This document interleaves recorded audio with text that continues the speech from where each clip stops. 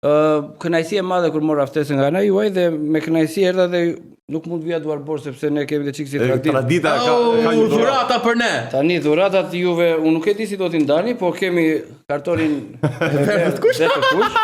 që mendoj që mund t'i merrni juve. Faleminderit Nivojim. Po pse juve? Sepse kjo mas Dati kur jepet si dhurat i kuqit del nga loja apo jo? varet nga rregull kompeticionit, dhe rregullat i keni ju. Tu nuk dalim, okay. I keni ju rregullat. Tani jo pa qëllim ju dash kartona sepse bluza nuk ju bën. Është masa më Më bullizoj me lezet. Do kemi kujtim. Jo se ti je më pak, por këtu pjesa sipër je okay në pjesën e parë. Do kemi kujtim. Faleminderit shumë për dhuratën, por ikonike është gjithmonë një arbitër mbasi nxjerr kartonin e shkruan atje në bashkënin. Tani ma firmos sikur ato kartona të lutem. Tani fanellë jepi. Këtë firmosin të vërtet apo të kuqit? Të kuqit, ai bën tronditje të madhe. Ma thon do të rrezikoj deri në fund. Ah, sa bukur. Ja ka lezet. Faleminderit Nivojim, ka përshtyme ky është kartoni më i lezetshëm që ke firmos për mua. Faleminderit Nivojim, faleminderit Nivojim. Firmosur na duhet. Ja dhe firmosën dhe fanellat. Na falni se kemi pak tona. Po dhurata na donin shumë të pritur. Po ja ku e morë edhe kartona me firmën e kryesorit Klajdi Koda. Zakonisht kur ka firmën e bukur. Ja ku e kemi dhe fanellën, nuk jape vetëm lojtarët fanellë, jape edhe arbitrat. Ka arbitër me firmë të shëmtuar, çfarë thotë? Tani to do i lë këtu që po s'pëlqeni përgjigjet janë nxjerr kartonën se të verdhës së të kuq. Shikoj, do ta vetë ku duhet. Çoti vazhdo ti bëj romujti. Shiko, ka edhe një gjë tjetër që ajo fillimisht ka public warning ose si paralajmërim publik, pastaj shkojmë te kartoni, pastaj te i kuqi. Pra e mori i këshillimi 10 minutave të parë. Ose më vonë në varësi të paralajmërimi gjithmonë thot për lojtar. Çadi sa të na vi ai Flori që po vendos fanellën aty, sa ish koka, komplimentem për çeka. Duhet detaj. Ma thot edhe një fanell për Manthon, një dhuratë për Manthon. Si ke shanset. Me që ne fitojmë kampionatin, edhe një dhuratë nga ana ime, një fanell për Barcelona. Dhuratës tënde i përgjigje me këtë më. Jo. Ka mundësi të lutem hap crown. Jo, si lloj premtimi, s'ka shans. Nuk do vish fanellën. Jo, po të fitojmë kampionatin pra. Videon ma paraqit dhe vesh. Po të fitojmë kampionatin. Çi videon paraqit dhe vesh. Po të fitojmë kampionatin këtë vit. Po juve si keni marrëdhënie me arbitrat, se jeni ankuar se. Po këta kanë paguar arbitrat në dynjas. Jo, arbitrat nuk paguhen. Ka dalë çështja. Nuk paguhen arbitrat sepse ose paguhen zyrtarisht nga ana e kompeticionit, po jo nga ekipet. Ish paguar pra lojë vera. E kupton sa janë këta apo jo? Ne më mirë paguaj pra lojë vera se paguaj drejt. Tani mos. Kartoni kuq, dil jashtë. Nuk do kalojmë ajo temë. Ti nuk e mban fjalën. Jo, ma gjej videon dhe vesh. Ladi, si u bëra arbitër, se një nga profesorët e futbollit që kërkohet më pak, besoj, është arbitrimi. Se të gjithë duhet bëhen lojtar, sulmues, portier, po arbitër më pak.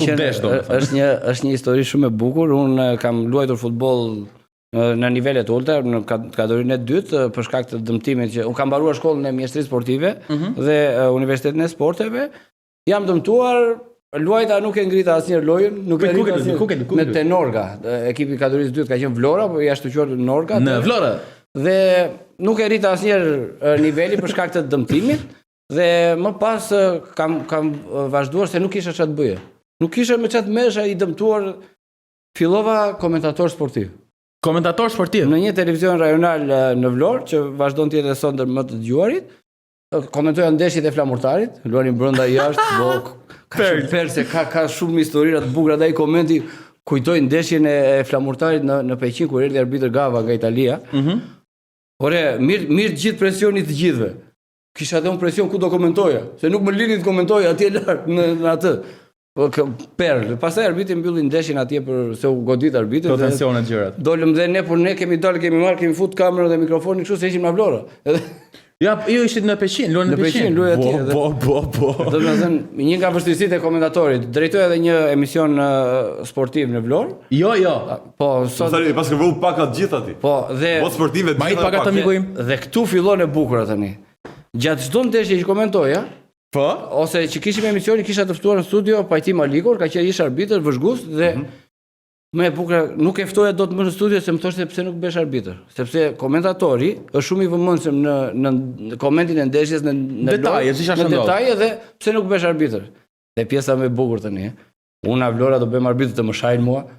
Nuk e pranoj. Po, vallai, të mendoj unë. Nuk bëjmë se ata nga Vlora që kanë fsharet më të mira kundrejt arbitrit që ditë ca shprehje. I bëni presion babait të më bënte mua arbitër. Sa arriti një periudhë, gati një vit e gjysmë ky muhabet. Stop, mos më përmendi më, i tha papa. Nuk dua ti më të bëj çfarë doj djalë.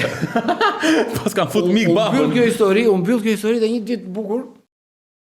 Marr një bilbil dhe shkoj te një ndeshje në Vlorë, sot është restorta, ja nuk e di çfarë është atje. Shkoj në një fushë sportive dhe arbitroi një ndeshje U14, mos gaboj. Çuna, nuk e keni iden çfarë adrenaline. Çfarë adrenaline të jesh vendimarrës, të biesh bilbilit, të marrësh vendim. Pra të pëlqeu më të parë. Nuk u ndala më që aty pastaj. Aty pastaj filloi çdo gjë. Ika nga komentator, nuk bëra më drejtimin e emisionit, ju përkushtova vetëm arbitrimit. Pra, tani pris se pas historinë Perl. Tu vu një qytetitor se jo nuk dua. Nuk dua. Ta shkrepi truri, shkove more bilbilin e arbitrove të 14 vjeçarët. Pa i thënë njeriu fare.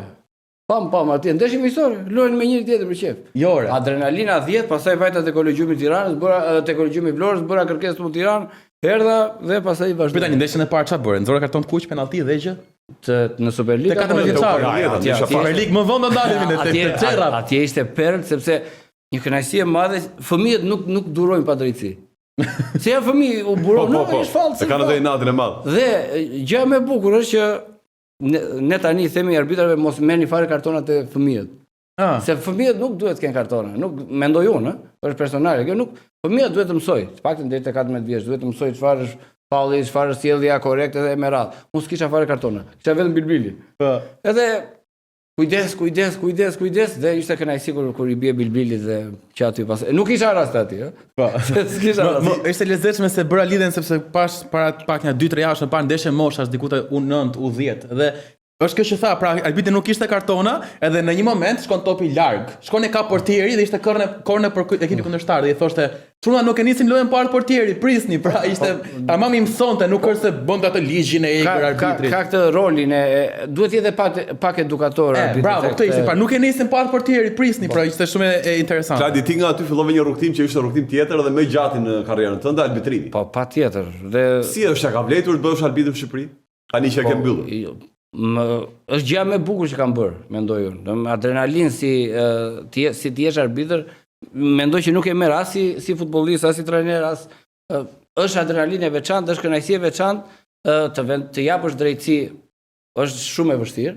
Jo vetëm në Shqipëri, edhe në Europë, në çdo vend është shumë e vështirë, por kënaqësia që merr kur mbaron një ndeshje dhe nuk përmendet fare emri i arbitrit, se është dhe e mirë dhe e keqe kjo. Po. Se kur mbaron ndeshja pa probleme, arbitri nuk është i mirë. Kur ka probleme pastaj është i keq. Është i keq, fiks. Jeni si portierët. Ja ka vletur çdo moment.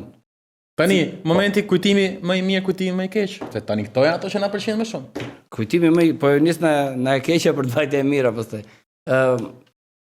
Ka qenë një ndeshje play-outi në stadium Dinamo. Po to play-outet janë. Çrëndsi ka ekipet apo personat, mos i futemi fare se hapim histori të vjetra. Mirë.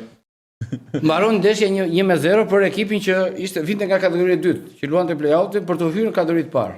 Okej. 1-0 ekipi që vinte në poshtë, asnjë lloj problematike ndeshja fare. Dhe një nga lojtarët më të mirë të ekipit që ishte në kategorinë e parë, djalë shumë i mirë gjatë gjithë kampionatit që kishim arbitruar. Vjen më jep dorë. Mirë, dorë si as dorë. Aty më godet me grusht. Jo, ore. Ore, e kupton të jep tjetër dorën e godet me grusht. Se dia këtë. Fati im, ose është ajo që po bisedoj me Florin që nuk rash, ishte edhe tinë Flora. Dhe u ngrita në zorat e të kuqen, imagjino ti. Po.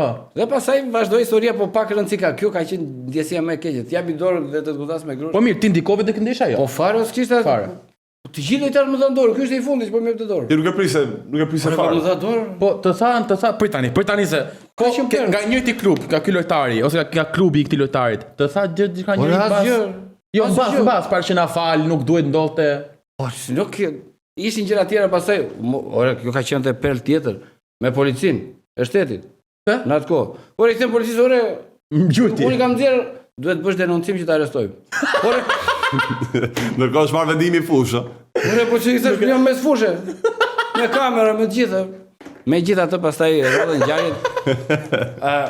Këto gjëra normalisht duhet i lije fushës, por kur ka gjëra të tilla, arbitrat jo pa qëllim e ceka këtë që të jemi kundër dhunës ndaj arbitrave. Gjithmonë arbitri është në presion e sipër, është në vendimarrje të vështira, por të kalojmë dhe pasaj në vajtën vite këto që kanë ikur këto gjë. Ideja është kjo dhuna që e bëjnë vetë profesionistët ore, kjo që pas ka ndodhur ty. Kjo është ajo më e rënda se tifozët në çfarë mënyre dhe kuptojnë. Jo, jam te tifozë, të paktën. E pra, kjo është e rënda që ky është lojtar profesionist, po domethënë edhe mbas nuk ta mfalën gjë fare.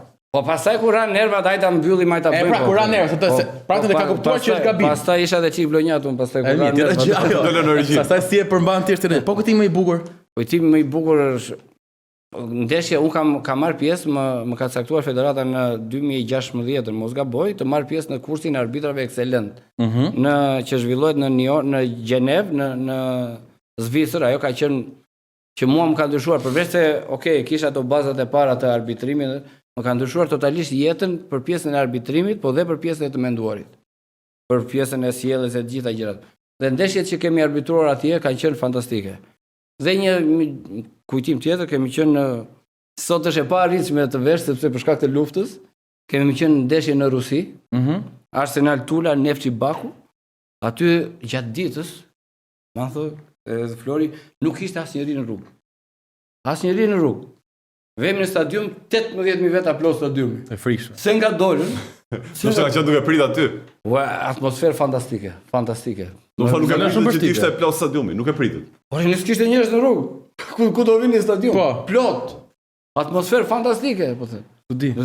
Çudi, prandaj po them që më kanë mbetur mendje ndër kujtimet më të bukura. Pastaj për një nga ndeshjet më të që unë mbaj mend këtu përveç tjerave, një nga ndeshjet më të veçanta ka qenë, nuk e mbaj më vitin, duket se 2019, Teuta Partizani 1-1. Që një ndeshje që unë para disa ditësh po shikoja edhe ato highlights-et, po them ekipet kanë goditje në port, mbi 20 goditje në port. Para mbrapa. Ishte ajo kohë, ishin të dy ekipet mirë, luftonin për titull kampion. Stadiumi Durrësit si rrallë herë ishte plot, edhe nga Partizani dhe nga Teuta, dhe mbas asaj ndeshje ka mbaruar pa polemika. Domethënë 1-1 ka qenë rezultati. 1-1. Dhe e veçanta është që mbas ndeshjes të dy ekipet më dhanë dorën dhe kam dhënë 2 javë pastaj në shtëpi me Ismur për shkak 90 minuta shiu litar.